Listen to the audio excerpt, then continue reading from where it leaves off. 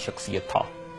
ये किस कदर अमीर और बासर शख्स था, इसका अंदाजा आप 2-3 मिसालों से लगा लीजिए।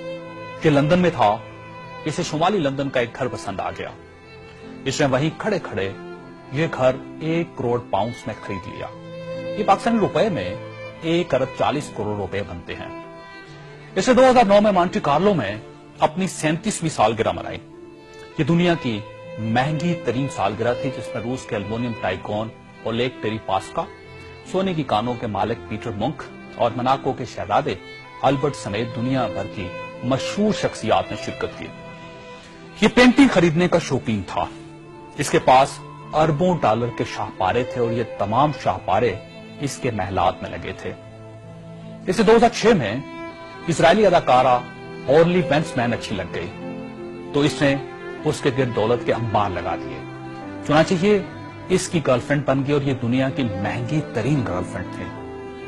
बरतानवी वज़ीर-ए-आज़म टोनी ब्लेयर इसे अपना जाती दोस्त कहता था और इस पर 10 डाउनिंग स्ट्रीट के दरवाजे हर वक्त खुले रहते थे। बरतानवी शाही खानदान ने इसे कई बार बकिंगम पैलेस और विंडसर कासल में लंच और डिनर दिए थे। ये लंदन और पेरिस में प्ले बॉय की जिंदगी गुजारता था और इसे दुनिया जहान के कानून तोड़कर बहुत खुशी होती थी। इसने एक बार पेरिस की शांज़-एलीज़े पर 120 किलोमीटर की रफ्तार से गाड़ी चलाकर पूरी यूरोपीय दुनिया को हैरान कर दिया और पेरिस की सिटी हुकूमत कोशिश के बावजूद इसका चालान न कर सकी। ये लीबिया की इन्वेस्टमेंट अथॉरिटी का सरबराह भी था और यह अथॉरिटी दुनिया के किसी भी मुल्क में किसी भी वक्त $10 बिलियन तक की सरमायाकारी कर सकती थी और ये एक बहुत बड़ा इस्तेहकाम था। इस शख्स का नाम नाज़रीन सैफुल इस्लाम है और ये लीबिया के साबिक हुक्मरान कर्नल कज़ाफी का बेटा है। सैफुल इस्लाम कर्नल कज़ाफी का वारिस और वली-अहद भी था और इसे दुनिया का इसके बारे में ख्याल था कि यह कर्नल कज़ाफी के बाद लीबिया का हुक्मरान होगा। ये इस कदर बासर था कि कर्नल कज़ाफी को न्यूक्लियर प्रोग्राम तरक करने पर भी किसी ने कायल किया था। इसने बल्गारिया के उस मेडिकल ग्रुप को छुड़वाने में भी बड़ी मदद की थी जिस पर बच्चों को एड्स के टीके लगाने का इल्जाम था। बर्लिन नाइट क्लब और लाक्रोबी धमाके के मुतासरीन को मुआवजा भी इसी के हुक्म से जारी हुआ था। अब मैं आपको इसकी ताजा तरीन तस्वीरें दिखाना चाहता हूं। ये सैफुल इस्लाम 3 माह पहले लीबिया के छोटे से कस्बे अबारी में छुप गया।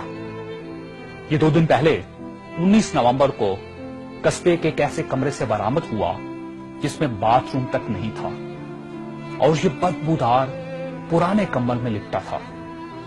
इसकी उंगलियों पर प्लास्टर चढ़ा हुआ था और यह प्लास्टर भी इसने खुद चढ़ाया था क्योंकि इसे डॉक्टर तक की सहूलत हासिल नहीं थी। ये सैफुल इस्लाम इस वक्त लीबिया की मौजूदा हुकूमत के कब्जे में है और पूरी दुनिया में कोई शख्स इस शख्स को पनाह देने के लिए तैयार नहीं जो 3 माह पहले तक मलका बरतानिया का शाही मेहमान बनता था और टोनी ब्लेयर इसे माय फ्रेंड कहता था और पेरिस की कंपनियां इसके लिए खसूसी खुशबू इजाद करती थी।